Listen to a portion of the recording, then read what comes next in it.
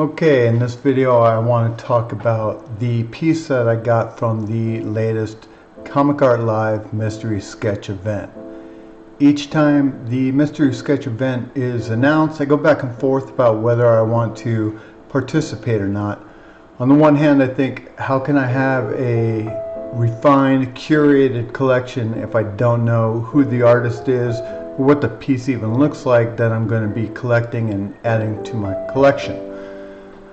On the other hand, I see some of the fantastic pieces that the mystery sketch event turns out, and then it makes me want to participate.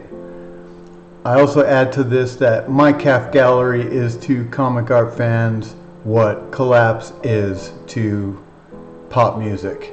So I put in my request for a mystery sketch. Currently I have about 3 go-tos for my commissions. One of them is the Vampire Batman. Kelly Jones first brought this character to life or afterlife, and if any of those published pages are made available, they're pretty tough to get and competition is pretty fierce. So I don't think I'm going to be adding any of those to my collection in the foreseeable future. Since I did participate, I did watch many of the Mystery Sketch Live drawings and unboxings as time permitted. During one of the shows with Jiggy from Next Comic Art, I thought I saw a piece that was mine, but Jiggy didn't describe it as a Vampire Batman, so I wasn't sure. I tried to find the clip to show you guys, but there's way too many hours to go through again, even at 1.5 speed. However, during the Comic Art Fans update number 197, I did see my piece. It was shown by Tatiana from TD Art. The sketch was by Nir Levie, and once I saw it, I immediately loved it. Here's Tatiana talking a little bit about the piece. This is cool. Yeah, so this is Vampire Batman, right? So of those of you who are I was always a Vampire Batman fan, a big Kelly Jones fan, and so the request was just like a Vampire Batman. So this is Batman Vampire with reference to one of the earliest illustrations of vampires, The Vampire, 1897, by Philip Burne-Jones. So, like, sometimes he just goes deep. He just gotta, go in there and go history of vampires, and it's just really cool. And then this is one of those pieces. Like at face value, it looks straightforward, but yeah, look at that. That's not just squiggles in there. He's got plenty of different symbols in there. Lots of Batmans, lots of bats. There's probably some candy corn even in here somewhere, but just like fangs.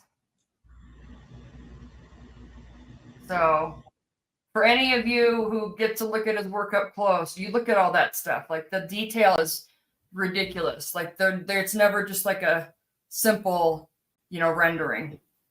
So, yeah, that one was really cool. It was the first one he finished, and I was like, "Oh, that's cool. I would never have thought to have done that." Okay, so here it is in person.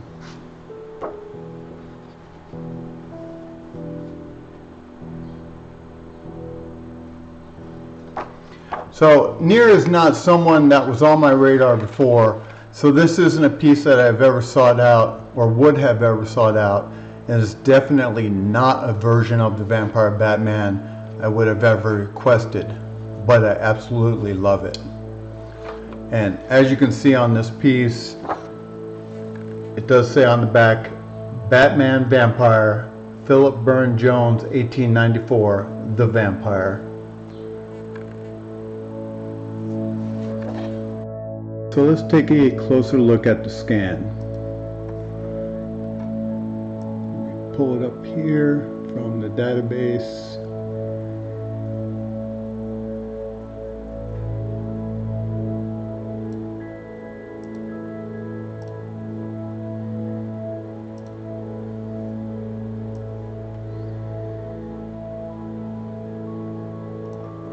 So Nir's work is so uniquely his own. He's got these strong outlines and precise anatomy. He then has these details with lighter lines, dashed lines, and what appear to be random squirrely lines until you look closer and see how precisely they are placed. The figure is light and open with the luminance of a vampire's skin, contrasting with the dark and dense details of the cape and mask.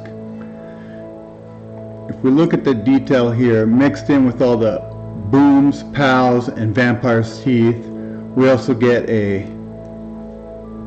bat fleck, you've got a Nolan right here, and there's plenty of other details that you can see on the scans on my CAF gallery with a link in the description below. Lastly, it's a small detail, but one I think is very telling for an artist. The straps holding the mask on pull his hair in, as you can see right there in the curvature of his hair. And if done right, like this, to me shows that Nir was thinking about every detail while working on the piece. You can definitely spot a Nir Levie piece immediately. So this isn't the piece I was looking to get or an interpretation of Vampire Batman I had ever considered, but it's easily one of the top 3 sketches in my collection, if you can even call it a sketch. Okay, that's it for now. Go check out the detailed scans on CAF, and happy collecting.